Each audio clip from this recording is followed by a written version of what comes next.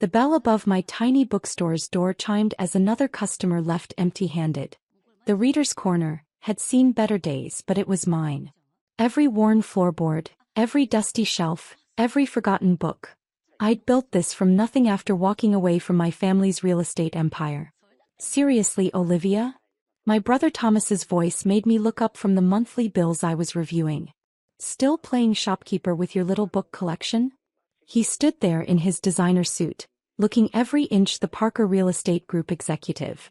Behind him, our sister Diana smirked, tapping her Jimmy Choo heels impatiently. What do you want, Thomas? I asked, not bothering to hide my exhaustion. Dad's retiring, Diana announced, examining my store with poorly concealed disgust. He's announcing it at next week's shareholders' meeting. The company's going to Thomas, of course. Of course. Thomas, the golden child. The son who'd followed all the rules, gotten his MBA, and married the daughter of another real estate mogul. Unlike me, who'd used my business degree to open a bookstore instead of joining the family empire. Congratulations, I said flatly. Is that all?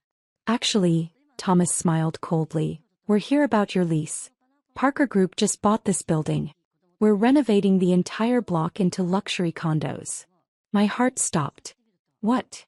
30 days notice, Diana said, dropping an envelope on my counter. Don't worry, we'll handle clearing out all these books.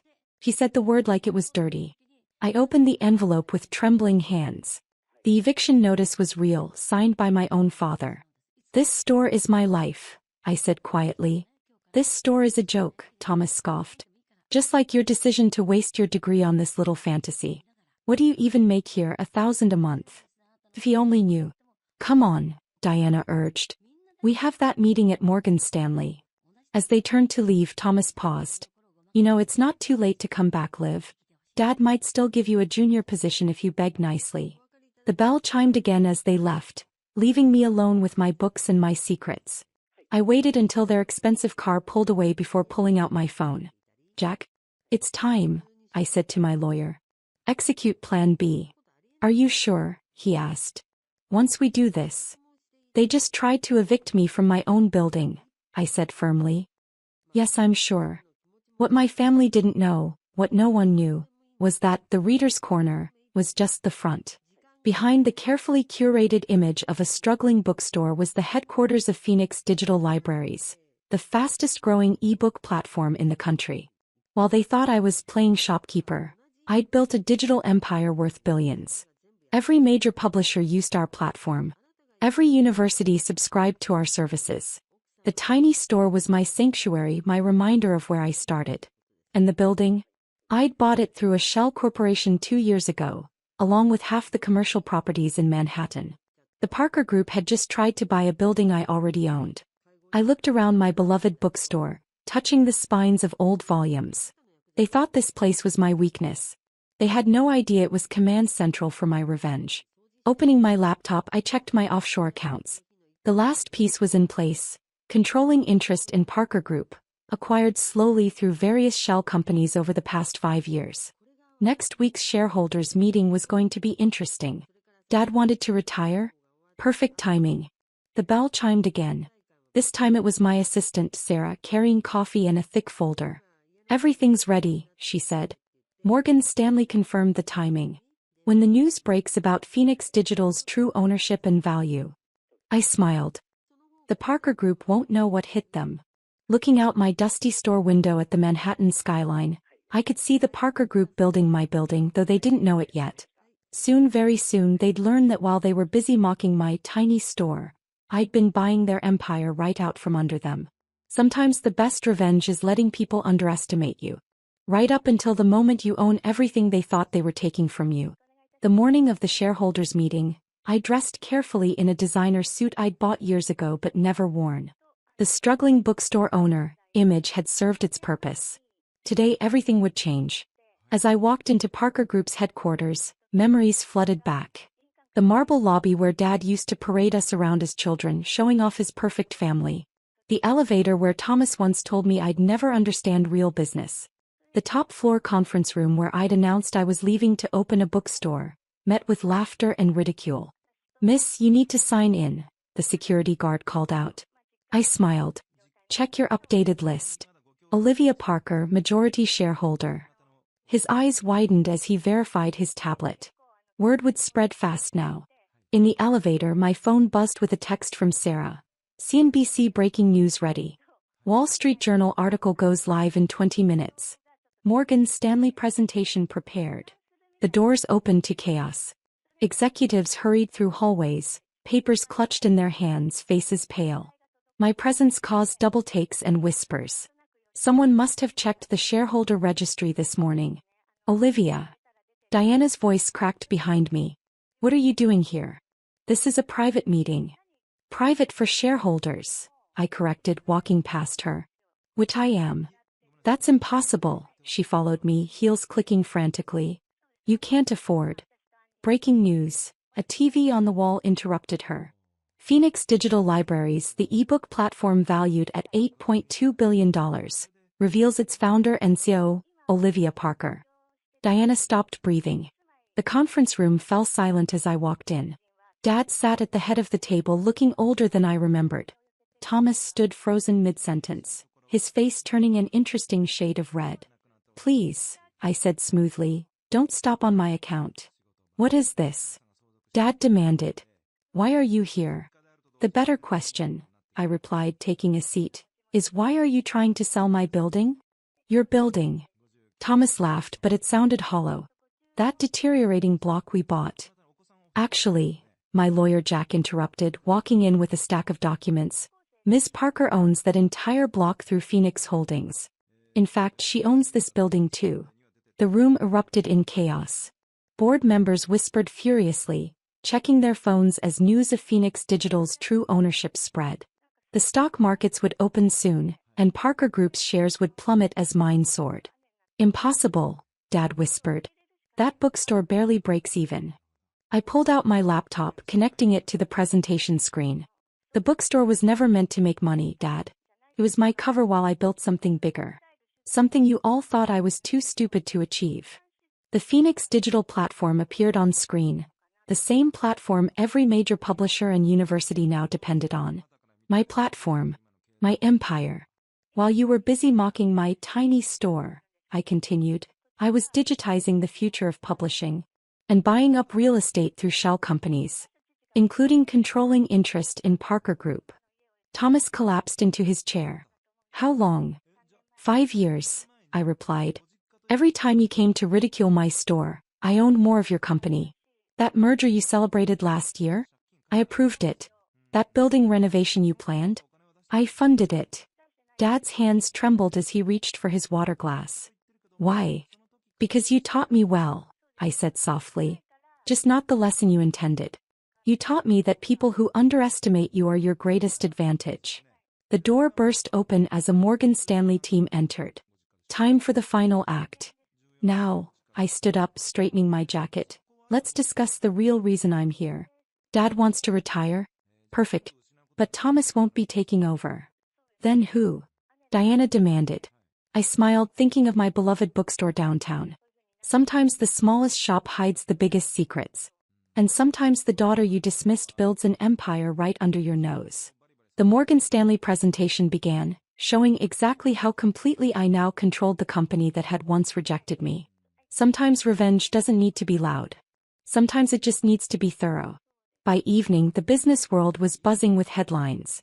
Phoenix Digital CEO acquires Parker Group. Bookstore owner revealed as tech billionaire. Olivia Parker, the silent empire builder. I sat in my my office, looking out at the city lights. The door opened softly. The papers are all signed, Jack announced. You now officially control both companies. And my family? Thomas resigned. Diana too. Your father. Jack hesitated. He's waiting outside. I nodded. Send him in. Dad entered, looking smaller than I remembered. Gone was the arrogant real estate tycoon who'd laughed at my bookstore dreams. In his place stood an old man who'd just realized how badly he'd underestimated his daughter. That store, he said quietly. All those times we mocked you. Was exactly what I wanted, I finished. The perfect cover. Who would suspect a failing bookstore owner of building a tech empire? He sank into a chair. You bought everything, didn't you? Not just the company. Everything, I confirmed. The buildings, the contracts, the subsidiaries. Even your prized downtown development project? I approved those designs 6 months ago. Why keep the bookstore? He asked. Now that everyone knows. I smiled, thinking of my beloved shop. Because it reminds me of something important. Never judge a book by its cover. My phone buzzed, a message from Thomas. We should have listened. We should have seen. Yes, I typed back. You should have. Dad stood to leave, then paused. What happens now? Now. I looked around the office, already planning changes. Now I run both companies. Phoenix Digital continues revolutionizing publishing, and Parker Group enters the 21st century. And the bookstore? Stays exactly as it is, I said firmly. A reminder that small dreams can hide big ambitions. After he left, I went down to the lobby. The doorman, who'd known my secret for months, smiled. Good evening, Miss Parker. Good evening, James. If my brother comes by. He grinned. Don't worry. I'll enjoy telling him again who owns the building.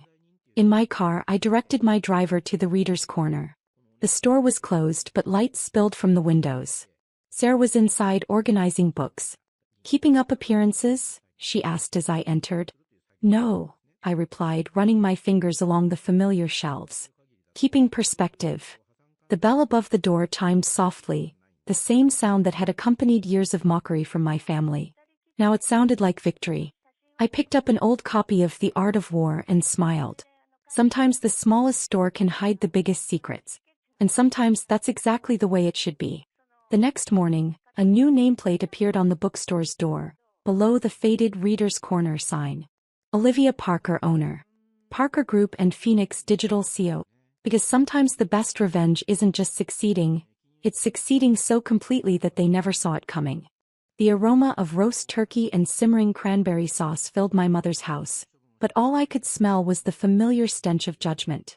Another Thompson family Thanksgiving, another round of subtle and not so subtle digs at my life choices.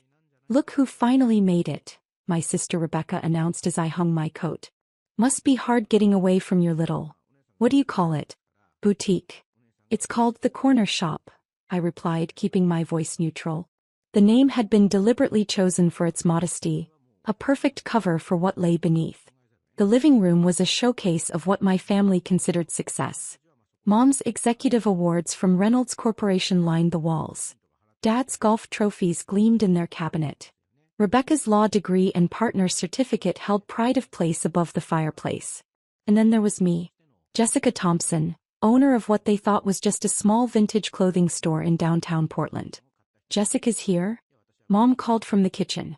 I thought you'd be too busy with your Black Friday sale. Isn't that a big day for shops like yours? The way she said shops like yours made it sound like I was running a back alley operation instead of what was actually the flagship store of my retail empire. I managed to get away, I said, following her voice to the kitchen. The staff can handle things. Mom stood at the counter, perfectly coiffed even while cooking, her CEO persona never slipping. Staff? You mean that college kid you hired? If she only knew that staff meant my team of 500 corporate employees and over 10,000 retail workers across the country. But that was the beauty of my plan. None of them knew. Something like that, I murmured, reaching for a wine glass. Well, she sighed, at least you're doing something. Even if it's not quite what we expected from a Stanford MBA. Ah yes, my Stanford MBA. The one they'd all assumed would lead me straight to corporate success like Mom, or professional prestige like Rebecca. Instead, I'd used it to build something they couldn't even comprehend. Speaking of expectations, Rebecca chimed in, swirling her wine. Did you hear about Mom's big news? Reynolds is expanding again. They're acquiring smaller retail chains left and right. I took a long sip of wine to hide my smile. Reynolds Corporation, where Mom had been CEO for the past decade. The company that was about to get the surprise of its corporate life. That's wonderful, Mom, I said. Any specific acquisitions in mind? Oh, you wouldn't know them, dear, Mom dismissed with a wave. Major retail chains, not little boutiques. Though I suppose that's more your speed these days. The doorbell rang, announcing more arrivals. Soon the house was full of relatives, each carrying their own weight in accomplishments and condescension. Still running that tiny store? Uncle James asked during appetizers. You know, I have some contacts in real estate if you're ready for a real job. Thanks, but I'm happy where I am. Happy? Aunt Sarah scoffed. Sweetheart, you're wasting your potential. Your mother runs Reynolds Corporation, for heaven's sake. And you're playing shop owner. Playing shop owner. If they only knew that while they were busy looking down their noses at my tiny store, I'd built Cornerstone Retail Group into one of the largest private retail corporations in the country. The corner shop was just the visible tip of a very large, very profitable iceberg. Leave her alone, Mom said, but her tone made it clear she agreed with them. Not everyone is cut out for corporate success. I checked my watch discreetly. By now, the papers would have been delivered to Reynolds board members. Mom's phone should be ringing any minute. Right on cue, her cell phone buzzed. She glanced at it, frowned, and excused herself to take the call in her study. Probably another acquisition, Rebecca said proudly. Mom's been buying up companies left and right. I smiled into my wine glass. Actually, I think this call might be a little different. The words had barely left my mouth when Mom's voice exploded from the study. What do you mean, hostile takeover? The room fell silent. Even the football game on TV seemed to quiet down. Should someone check on her? Aunt Sarah asked nervously. Give her a minute, I said calmly, taking another sip of wine. I'm sure she'll want to share the news with everyone. The study door flew open. Mom stood there, face flushed, clutching her phone like a lifeline. This has to be a mistake, she was saying into it. Cornerstone Retail Group? I've never even heard of them. Now it was my turn to smile. Actually, Mom, you have. You just knew them by a different name. All eyes turned to me as I reached into my bag and pulled out a folder, identical to the one that had just been delivered to Reynolds board members. You see, I continued, laying out the documents on the dinner table, Cornerstone Retail Group started with one small vintage clothing store. A tiny boutique that everyone dismissed as insignificant. Mom's face went from red to white as she approached the table, staring at the papers with disbelief. No, she whispered. This isn't possible. The corner shop was just the beginning, I explained, my voice carrying in the stunned silence. While everyone laughed at my little store, I was building something bigger. Something that just acquired controlling interest in Reynolds Corporation. The turkey grew cold on the dining room table as my family struggled to process what was happening. Mom sank into her chair, still clutching her phone, while Rebecca frantically Googled Cornerstone Retail Group on her tablet. Oh my God, Rebecca whispered, her face pale. They're huge. Market cap of, that can't be right. 28 billion as of last quarter, I confirmed. Though with the Reynolds acquisition, we should break 30 billion by year's end. But you run a vintage clothing store, Uncle James sputtered. No, I corrected him. I own a vintage clothing store. I run one of the largest retail conglomerates in the country. There's a difference. Mom finally found her voice. This is some kind of joke. You can't possibly. I pulled out my corporate ID card and CEO badge, sliding them across the table. Jessica Thompson, CEO and majority shareholder of Cornerstone Retail Group. The tiny store you've all been mocking? It's just where I go to remember how this all started. All this time, Aunt Sarah breathed. All those holiday dinners where you made fun of my little shop? Where you told me I was wasting my potential? Yes, I remember each one. I kept my voice level, professional.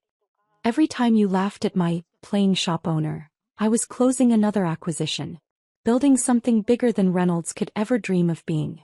Rebecca was still scrolling through her tablet. The Riverside Mall acquisition last year. The Turner department store chain. The Atlantic Coast buyout. That was all you? All me, I confirmed. Well, me and my team of executives, all of whom, by the way, I hired because of their talent, not their family connections. That barb hit home. Everyone knew Rebecca had gotten her law firm partnership through Dad's golf club connections. Why didn't you tell us? Mom asked, her voice small. Would you have believed me? I countered. Besides, watching you all underestimate me while I built something extraordinary, it was enlightening. Showed me exactly who you all really are. The doorbell rang, making everyone jump. Through the front window we could see several news vans pulling up. That would be the press, I said, checking my watch. The acquisition goes public in about 5 minutes. Mom, you might want to fix your makeup before the cameras start rolling. The press, she whispered. But what do I say? Don't worry, I assured her, pulling out a press release. Our PR team has prepared a statement. Something about exciting synergies and mutual growth opportunities. The usual corporate speak. Dad, who had been unusually quiet, finally spoke up. All those times you said you were too busy for family events because of inventory. Board meetings, I corrected. Merger negotiations. International expansion planning. Though yes, sometimes I was actually doing inventory at the corner shop. It keeps me grounded, reminds me where I started. The first camera crews were setting up on the front lawn. Through the window I could see reporters checking their microphones. I have to say, I continued, gathering my documents, this isn't quite how I planned to spend Thanksgiving.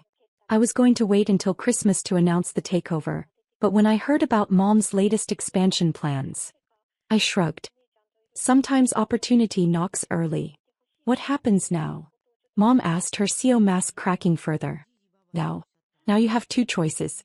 You can fight the takeover, though our legal team is quite confident about our position, or you can accept a very generous transition package, including, of course, a seat on our board.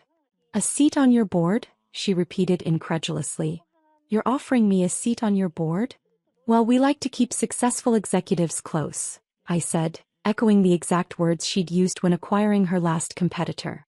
Though of course you'll answer to me now. The irony wasn't lost on anyone in the room. Rebecca cleared her throat. And what about the rest of us? What about you? I raised an eyebrow. Did you mock my small business? Yes. Did you dismiss my choices? Absolutely. But did you actively try to prevent my success like some others in this room? I looked pointedly at Mom, who had the grace to look ashamed. 3 years ago she tried to block one of my early acquisitions, calling it amateur hour, and using her connections to interfere. Your law firm does good work, I continued. We might even throw some business your way, though you'll have to bid for it like everyone else. No more family favors. The first reporters were knocking on the door now. Mom stood up, smoothing her outfit automatically, years of corporate training kicking in.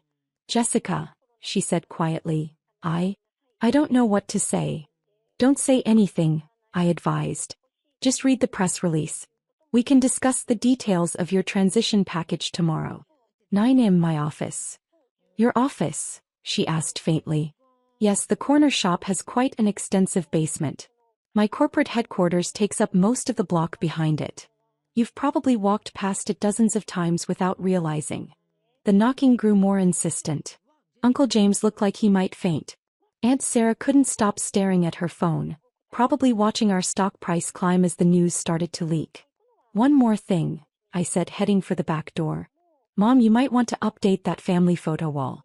Your newest board member should probably have a picture up there. You're leaving? Rebecca asked. But what about Thanksgiving dinner? I smiled, but it wasn't entirely kind. I have a company-wide Thanksgiving celebration at the corner shop. All our employees, from corporate executives to shop clerks, eat together.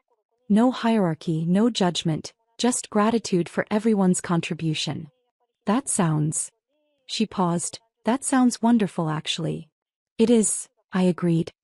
Because unlike this family, my company values people for their work, not their titles or connections.